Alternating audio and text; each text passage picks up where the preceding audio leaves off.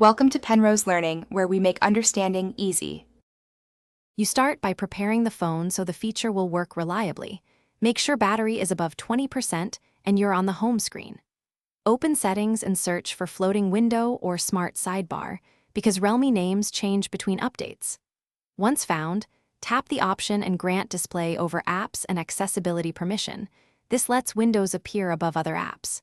You do this now to avoid permission errors later. Doing it first saves time and prevents the floating window from being blocked when you actually try to use it. Once the permissions are granted, enable the floating window toggle and open its settings so you control behavior.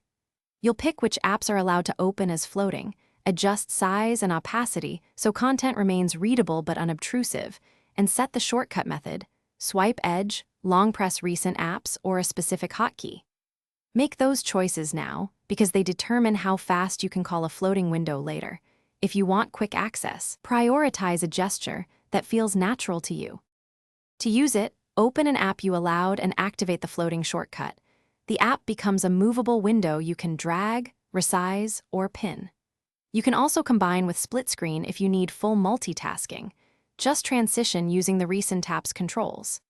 If the floating window doesn't appear, reboot the phone, confirm display over apps and accessibility are still enabled, and clear the app cache for the misbehaving app. This fixes permission conflicts and restores normal operation so you can get back to multitasking. Thanks for watching. If this was helpful, leave a like and consider subscribing. See you next time.